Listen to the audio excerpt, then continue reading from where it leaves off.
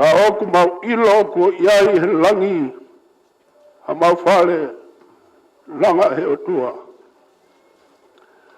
Koe Nafuanga na ikai ngāhi nima.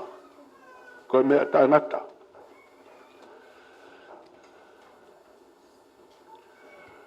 O wikai koe ni ka koena. O wikai koe ne tangata ka koe tangata i loto. O wikai koe kita. Ka koe o tua.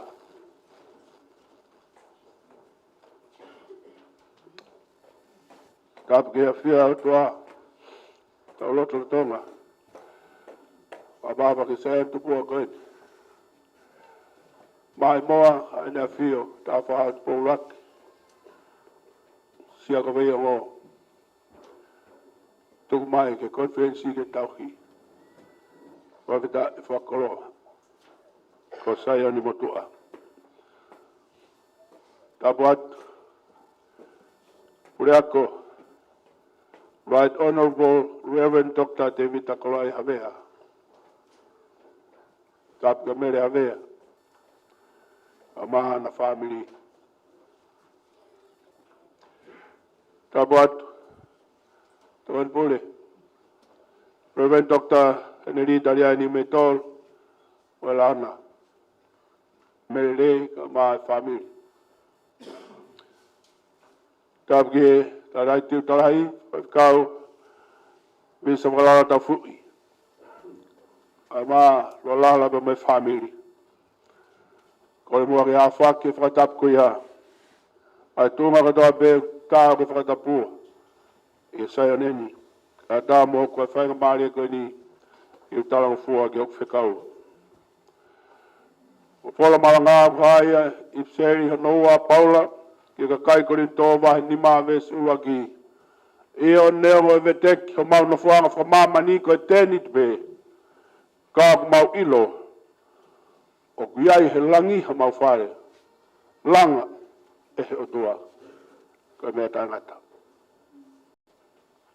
o wikai koe ni ka koe na o wikai koe ni es tangata ka koe tangata I loto o wikai ko kita ka koe o tua Tuana ia filosofa karisi. Ale fai rea koeni. Koau au, koe hui koau.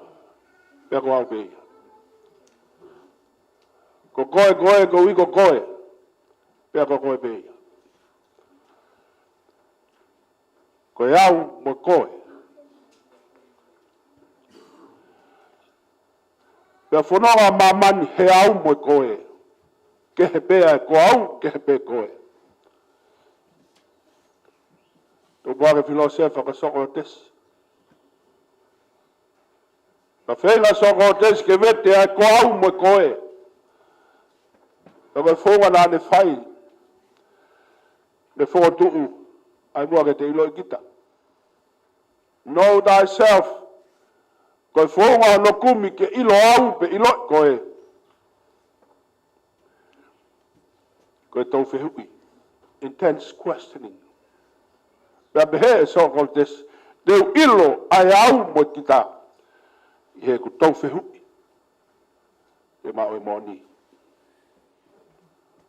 Tō lai beo tau ni ihi. Koe kau soko o tesi. Whihui, funga whihui, funga whihui, funga whihui. Tō kua koe lahe whihui, koe lahe tari. E mao e moni. Pa mui mui a mamani. Ki he kumi, ki he koau mo koe. Tu buake tangata ko hero tōtas, ko tamai a historia. Me whakotu e hero tōtas, ki whonga whaka historia koe ni. E whakotu e whehu I pia kumi hono tari, pe whakamā popo e tari. Koe moni ia. Mea iau mui mui ki a mamani whaka historia. To kua, ko historia ia. Whakotu ha whehu. Kumi ki he tari, whakafuafua he tari ko ia. E mawai ai moni. Pau kei whanonga mamani. I e whanonga ko ia. Ka koe koau mo koe koe tupuanga ia. O e whahinga ta au whamamani la. O konga e honi. individualism. Ko whaka fo'i tui tui. Whaka fo'i tui tui, ka kato me fo'i tui tui a teia, hono mamani, mo mea kai, mo moui. Pea ko whanau, he whaka fo'i tui tui, ai totonu ai tangata, ai tangi, ki e tū ata, pea mai tau kawe, ki e tatau. Human right, gender, pea mai equality. Toki hae tama ko sisu. O tarange, ke filosofa mai ni. Ko au ko uhi ko koe. Ko koe ko uhi ko au. Ko mau ko au ko uhi ko koe, ko koe ko uhi ko au. Tāmu tai ko koe kai ko au. Ka koe ia nā le whikau mai. Kai koe ni ka koe nā. O kai ko nges tangata, kai ko tangata I lato. O kai ko kita. Kai ko otua. Wapa ke kau, matata he Tongatapu. Na ua ipseri ne whao Paula Korinto. Ura ki ipseri, e whakainohino whakatokateri ne biblical theology. Pe unu me biblical theology instructions by akonaki whakatokateri ne ke moui. Watata. Ura Korinto vai ura Festival. Tokateri ne kolosi ko mea whamaa. Ka ding nau tolu whatau ki mara. Ka tiak ding nau tolu whatau ke mo ui hange kong taua. Ko iwi o tua. Biblical theology. O gunu mea e ako naki. Ke tau ilo. Ai mo ui. Ke te whao e Paula ipseri hono wā. Ke te whakatau mua ia. Ko personal and autobiographical letter. Ko whainga ke unu me he ipseri uluaki a ipseri hono wā. Tohi tawa noa ki he maui whakakita ke whakahai ai. Ai mooni o karaisi. Ko ka weinga Paula o ki kai koe mi. Koe na. O kai ko hok nges tangata. Ka koe tangata ilato. O ki kai ko kita. Ka ko Christ. Ka hinga no whao ipseri. Na yongo mai, i oate urak ipseri. Ma waiwa sesi. Ya ni na mui ka Paula, ya ni mui ka apos, ya ni mui ka apostolo koe. Ko tari a Paula. Na kau se fai a Paula. O kia ha kores kosperi a Paula. He nai tau a Paula he kosi. Agre a Paula. Ko sisu. Ko koe nā ia. O ki koe ka mea ko mau whai. O ki koe ka mau whai a koe ko mau poto. O ki koe ka mea ko mau lava. Ko sisu. E tari me Paula. Ko maui. Ko koloa whao he ipu kere kere. Ko a whao he ipu mea. Si weri u whao he ipu mea. Wate ta wai rea honi, God in the rubbish dump. Ko otua he tunga wewe he whangai wata. Otua he efu. Otua he mate. Otua he whaimata. Mai Paula. O we kai koe ni. O we kai tua me me. O we kai koe fu me mate. Ko siweri me koloa. O whao.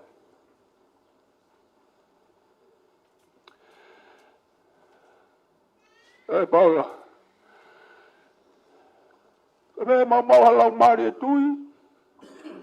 O mau tui. O mau tui. O mau lea. O mau tui, o mau lea.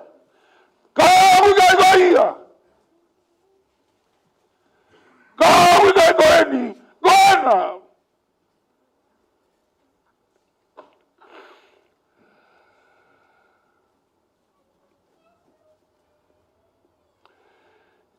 E mau ilo e hivi ko ia na le fotu ua Christ me pekia. Koe na ia. Malanga ue. Pure malanga ue. John pure tutala ka whai ako. Ka koe ngā hipu kere pe. Whae ko tua. Whae kai na me hau. Kena whae hipu kere. Whae kai na hau ke alanga mai mate mai auha. Whae tai ne whia afi mai. Oku i kai koe tau tui. Whae mole moe. Oku i kai koe koe tui. Ko ta efu e. Ka koe iwi na tatu wai o kai si me pekia. Koe na ia. Koe tari a Paula ki koni tō. Tare Paula. Koe iwi ko nane whakotu o kai si. Koe iwi au maule ai. Koe iwi au mautui ai. Iwi au maungawe ai. Ka ngāue. A mau tau ngāue. Tau ngāue mua hiwi ko ia.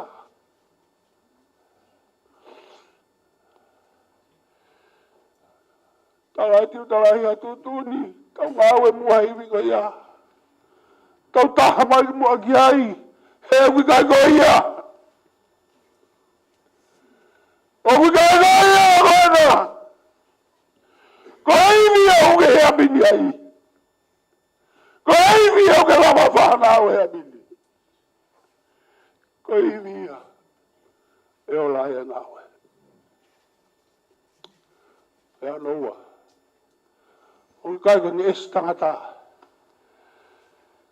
E tangata i loto. Mea me motola Paula. Paula fisai o Paula o hiki e toi se nesi vai whahiwa. Toanga se kope ka se pensiman. Ko ngoe ka ulofi haru koe. Kong pawi de ke kai ho alu e fiafi. Te ke tufa mea la ke mau. Pensiman po sisi tahaya se kope. Talaya ispite. Tawe afe. Toki hoko maa Paula. A Saula. E hange ha ulofi halu. E mea ne whai ko toho ka ukarisiane o laku ke Kristone. Ia e hara i Damaskusi. Ua maa mageteia. Kala koe koe. O mai reo. Kou sisu oku ke whakatanga i. Hara nesi. O whakatanga i tātai roto. Ai uho. O ma ui ma lotu. Tua Paula. A Saula alu ke whare ananaya. Kui e ahe tolu. Hi whake nima. O ananaya. A nganai. Uno mi hanu matawela.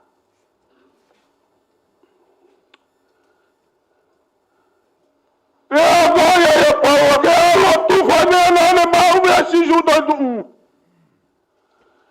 Tau he niu tau tui mea kau Saula. Ko si Paula na atu ya mea kia te koe ke whai. Pake tuwha mea koe na atu. Wholau, wa misinari a Paula, uaki. Tō makai tāmoha! Tāma te i tōgi lawa mate. O spehe ka kai mate. Si toi tūwaka pia Paula. O kai koe nge si. O kai koe nge stangata. Ko tangata i roto. O kai koe ni. Kai koe na ko maua ki ai.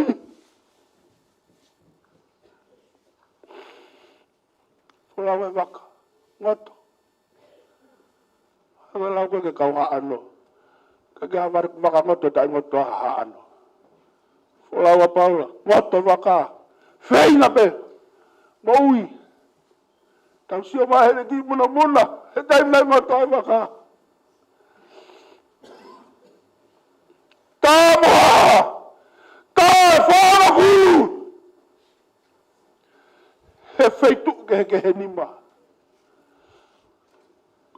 me Paula we kai ko e si o ko wi ga e wi ni. O me no me Tongata. Tu me ke au me Tongata. Ka fofu au Tongata loto.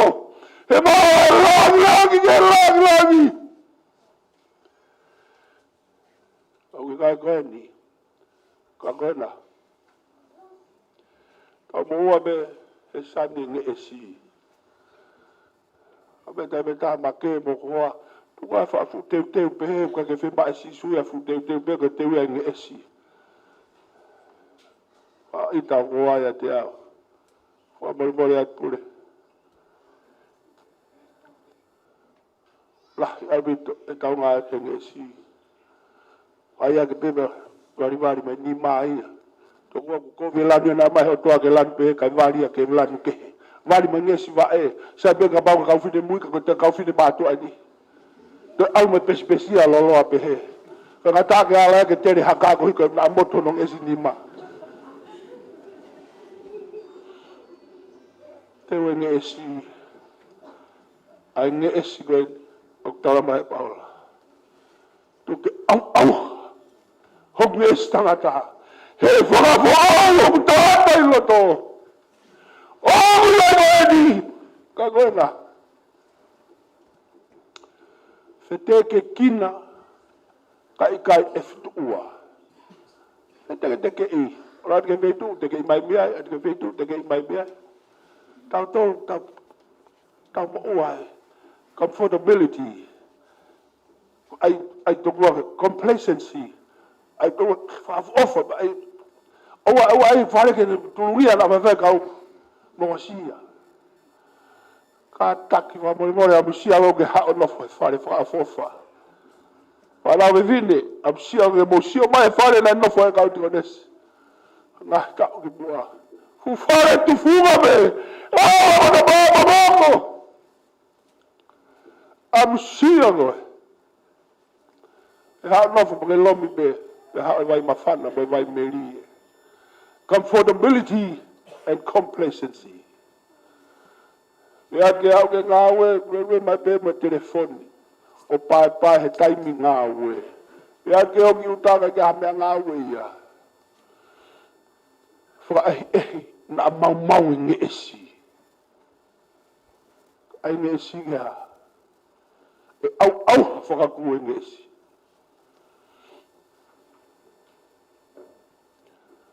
Tu bisoda Paula. Paula ula ipseri karetia. Mari ande fa ke la mari ma ni me fu la mari ma. Ula ipseri ande fa. Te fa ipseri ula te saudaika. Te fa ula korito me to lo ma mi me efeso. No prisione. Se usarema no prisione cesaria. Fa osi no prisione lo ma. O sia o ke pasirika ko o Paula. Ka ke lawa fo ma apo te nga tala ta Paula. E de bo ui. Ka ke ilo ia pe a hani na tutu, pe na tutu. Ka go to be. Ke o sino vetnes ko di. Ta fo ai pe to bua. To bua ka Kristiane o fekau aki. Me comfortability, me complacency. Ka tak fra mo mo. I ka e. Ke lo mo fa ka Kristiane fe pure ku tonga ni tai mini. O fole rei pe Kristiane. Ya ke sio ko e fotunga Paula. Fotunga ki mo a pasirika ko sapi ta va ka no tu a Paula mo here ta mo to. Tu a puke fu to he pa tu mo here ta.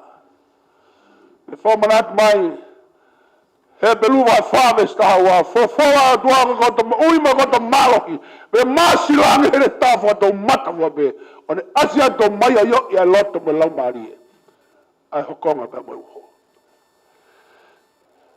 personal and autobiographical ka fo tu watu o gai ma mea ko autobiocontextual ko pressure ko o fai context mo tukunga mo ui o kuni hanga whakafu ayanga e tau mo ui. Tokanga au bito, ke mea hoko tonga ne ane. Kano e Samuela. Samuela whanofo hake tunga whamau tange kakai. Tuku alaia. Kai ke tatau hoko whaa o mokoe. E ko Samuela ko whamau ka tau hai ka pangawhita. Whamau ka mui. Tanya Samuela ke otua e otua. Kakai au nau whewia tutuni. Tange otua. Whanongo ke kakai. Ano ke kakai. He kui kai ko koe o nauri aki. Ko hau o nauri aki. Sano tai. Mea uri aki tonga he ahoni. Even us here. Some of us need to reflect on our personal spiritual journey. Ia tau ngahtoonga o suri ake kita o tua. Te whai kita mea ke he.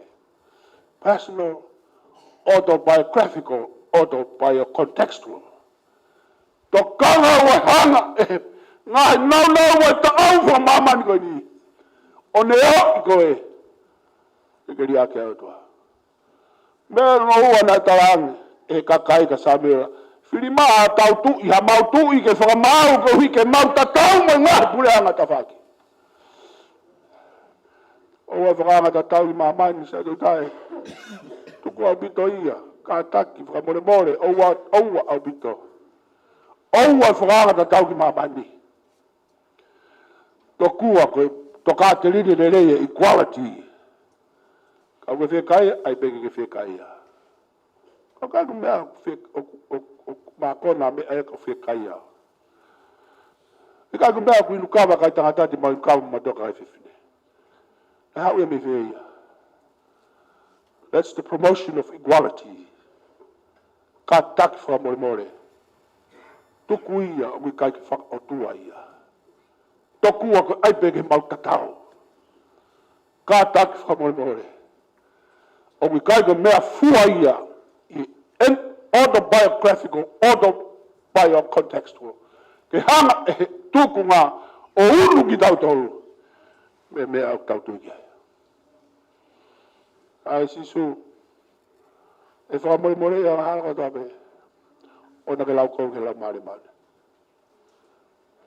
O ua na ke lau kou ke lau maari maari. Waki ko yang hala ia. Ua. O ku ta ngata a yang hala ko ia. O hia ia, o whima o ke tau tokangi ai, tau whanua. Tokanga ki he o, a atakai o ne whenga, ke tau tuli, ki he tatau mo equality, ka ue me tau tau. E tau e whanua koe nei whanua e ne a whio, tuku e whanua ki langi. Kai koe ni ka koe na, tuku e ne e si auha. Kai whakafo, Tongatapu lata. Wasa ki tāna koe. E tata eki ke kuia mere. Mātua henu kau ke whaamiri koe ia. Tā walu ni mawana e whanofu koe whai whikau. Se sito ngani pe ui ke alu ki ni o fōu. Whai whikau i ni o fōu mo umea. Tā walu ni matolu puna iafi. Hike tāna koe ni e toi whanongo tahi matolu noa ka pau ke whima. Tā walu ni matolu puna iafi. Bela tō tāwāna. E lua tātai ki o tūlu tui. O lau e ua koni tō mahi nima besu ulaki. Ia nā mga tēni o mawhare kere ni. Ka tēni te me kāma mawilo. Wiea o mawhare langa he nima si hova. Ka mea tānata. Ka kere atu hamenda ako ka koe whakamatala. Lai tuku e afi.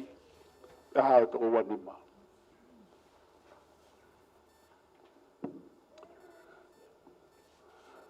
Autobiocontextual, autobiographical.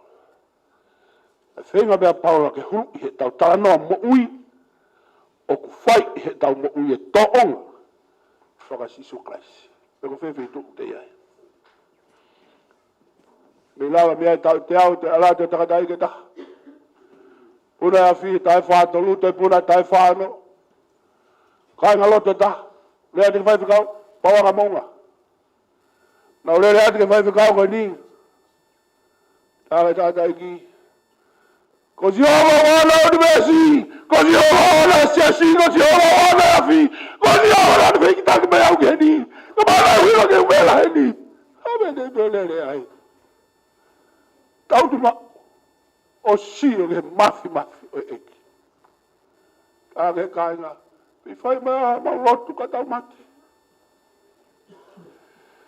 ka ke tata i ka te tai meni lotu sa do tai tai fai ngā tāua ka te tai lotu ka te whanau masi o ngā lotu tau tu o si o ki hoto e ke lotu to kanga ke context ai kawa tonga mau ai lotu he abini fare o tuta he kore te tau he lotu kai kana ke ha oha to kanga ai huri mo hako mo laine na ke tupai ko fai Malanga no fa papa ke nga historia mari o mo me mai ko huri mo tole lotu ka ba ba ko fo ha ko vai ficar pe o fe fini vai ficar ko mo puna ko vai ficar ka ko huri ko lotu o pe lotu e au hanes ai fa asili te kata lotu pe au ha fare ko ni ko tenit pe aguai langi ma fare langa e o tua e a be a fio ngata tua mala e pe pe ne ku sala te fafok mai ka to ka ina ki tongani personal and autobiographical ai observe o hulu e he forma tala Paula tala no mo ui tala no ke tui tala no ki nge si me fa asil ai ho me tala no ki up o te o ka go up go ni go up go na o ka go nge si ko ta ta lo o ka go kita ko si ho alo te ne fa se o vole tawal fa no aya ta sifin rabon kolo Sia o feve no e gi gola mari tare Sia o hik Stephen Babon be ko la salosi ne lotu e fai na ta na mai keina no kakano va tapu o moto vai tare Sia mo le na be ogu au kalano be mai vudu o sino ba bo la mari ke fe lak mo sisu e pule amata ma be ke fai ngata si be ya ta kari be bu fai ngata he mahino be ya e mahina mari be ko sisu o tau au ke ta buat mai o tua ai ne fora yo neama vetek ma fare forma mani ko tenit be ka ba pilo o gai langi ha ma fare langa he nimba si hova ko me danata o gai ko ni ka ko na o gai ko nge si ka ko tanata ilo to o gai ko kitawa ka ko tua amen fagao ma no himi o ka ta ko me hak ko le ke to pule me ti tai ko mo le hokot a sakramenti e ko ni ako me tai loa ko pugen ki ai ne o te ta fo pa be o ta mai e kai te tukwa kai o ke fa mai